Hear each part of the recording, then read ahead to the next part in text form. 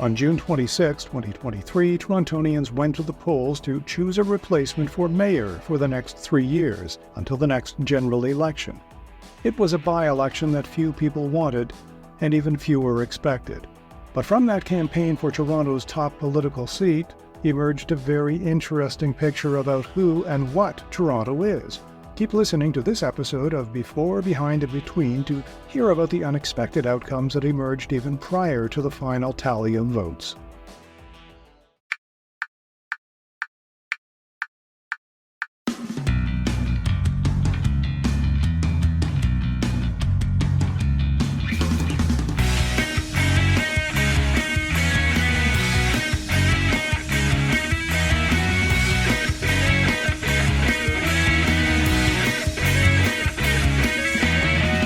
Podcast starts now.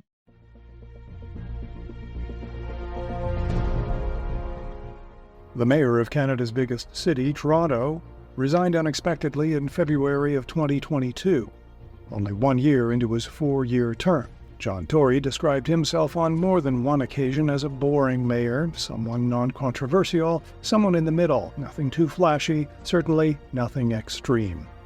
And aside from announcing his resignation, that's pretty much what Toronto enjoyed under John Tory.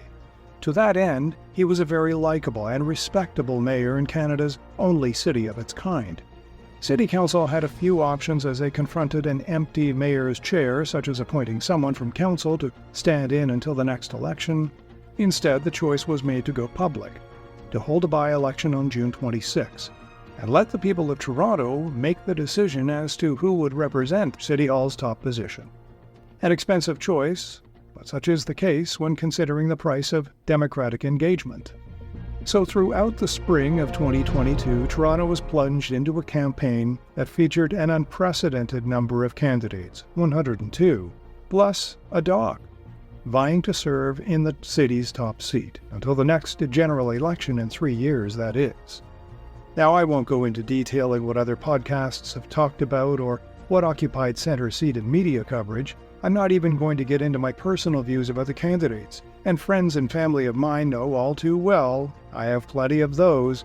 No, what I find interesting is that on June 26, Election Day, as people were getting ready to cast their ballots, most opinion polls showed the top 3 candidates as Olivia Chow, Anna Bailão, and Mark Saunders. A few polls differed a bit, but that was the general picture for most voters. The interesting part about those 3, 2 women and 1 man, each of whom were born in another country. Olivia Chow in Hong Kong, Anna Bailão in Portugal, and Mark Saunders in the United Kingdom. Each of these 3 leading candidates came to Canada at a fairly young age and excelled in their chosen profession.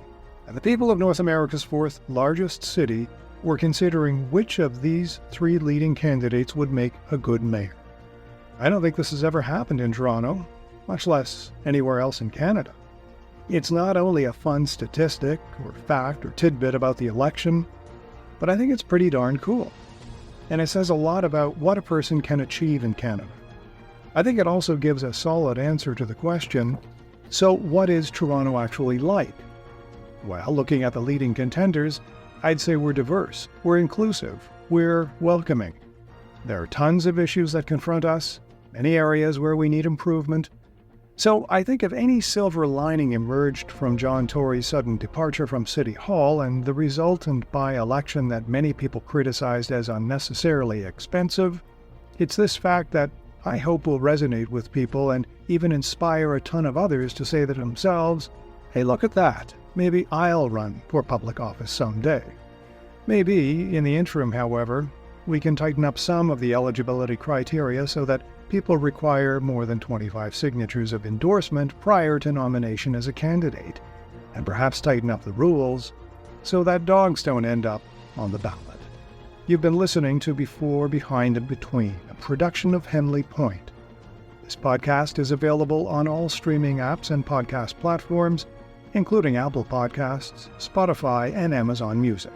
You can visit henleypoint.ca or my site, stephenchristiansen.ca, for more information and archived episodes of this program.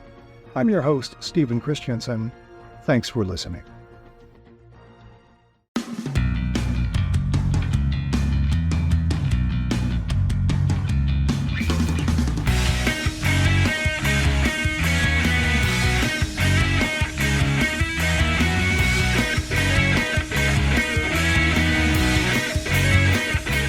production of Henley Point.